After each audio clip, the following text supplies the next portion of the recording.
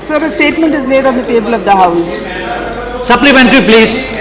Sir, Bharat विश्व गुरु रहा क्योंकि एजुकेशन जो थी भारत में, एजुकेशन जो भारत में थी उसके कारण यहाँ पर नालंदा, तक्षशिला जैसी यूनिवर्सिटी हुआ करती थी।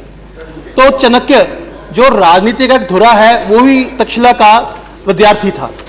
लेकिन आज मैंने एक वेबसाइट से लिस्ट निकाली है, तो जो पहली 200 यूनिवर्सिटी हैं उसमें से पहली 100 में भारत का कहीं नाम नहीं है। और जो आपने जवाब दिया है उसमें भी डिफरेंट जो एजेंसीज इसका सर्वे करती है उसके मुताबिक कहीं पे हम 218 पे हैं, कहीं पर 317 पे हैं।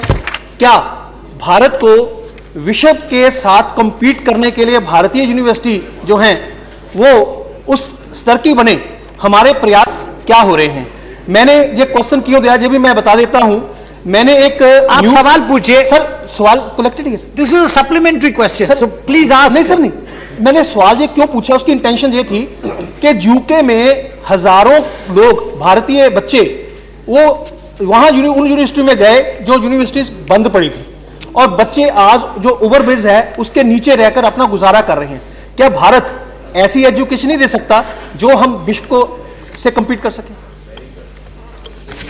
Sir, I would like to, I'm sure the August House would agree with me, sir, that the education system of any country should be responsive to the needs, requirements and the challenges of the country, primarily and initially, sir. But let me also apprise the House, sir, that the methodology that is being adopted by the various organizations in actually ranking the university across the globe, there is a large disparity in that, sir. The definition of quality, the criteria, and also the indicators that are adopted by these organizations to evaluate universities and then rank them accordingly, there is a wide disparity. And that is why, sir, even within the universities that they themselves have ranked, probably universities, for example, the University of Hong Kong, sir, according to QC, it is ranked about 242.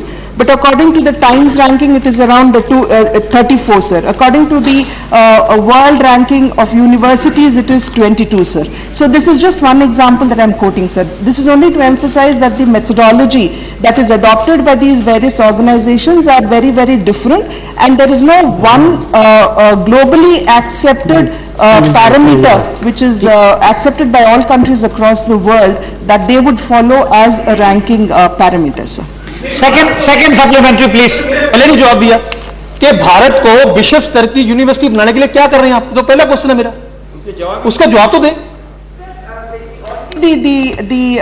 The steps taken by the UGC and the various nodal bodies under the Ministry of Human Resource Development are already outlined in the answer that I have laid on the table of the House. But let me also emphasize here, sir, to the August House, that our children, wherever they go, after they have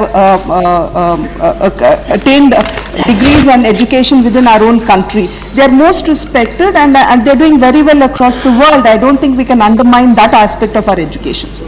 Second supplementary, please. Sir, किसी भी चीज को आंकने के लिए, क्योंकि जो माननीय minister हैं बहुत इनोवेटिव और मेहनती हैं, इसलिए मैं इनसे ये जानना चाहूंगा कि किसी भी चीज को आंकने के लिए कोई बिजनेसमैन ये देखता है कि मेरा कितना सेल हुआ, कोई इंस्टीट्यूशन देखती है कि मेरा रिजल्ट कैसे रहा।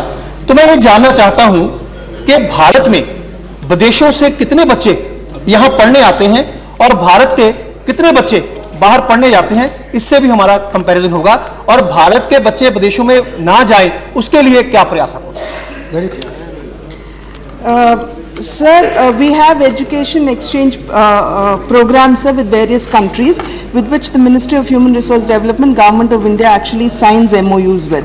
And with all these countries that we have signed MOUs with, sir, we have an exchange of students that happens. Students from our country, they identify areas of interest and they go there to acquire knowledge. And similarly, we have students from across the world come to India, identifying institutes where they would want to acquire knowledge and also look at areas that they they are interested in. So we have the education exchange programs with very many countries across the globe, and the numbers I can always send across to my colleagues, sir.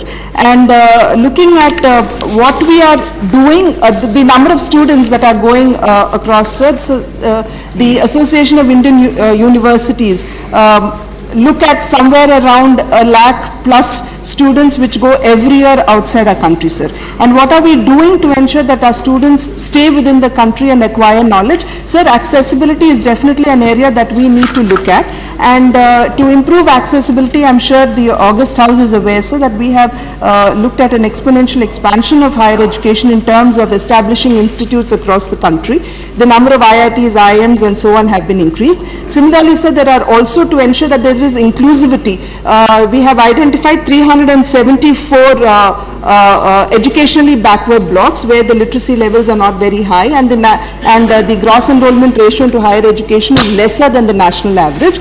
And in each one of these 374 educationally backward blocks, we are now looking at establishing higher education institutions, sir, to ensure that accessibility is definitely provided to the children of our country. So let me once again emphasize, sir, that accessibility, equity and quality are the cornerstones of our education system, and has also been part of a national policy on education, and we haven't lost sight of all the three.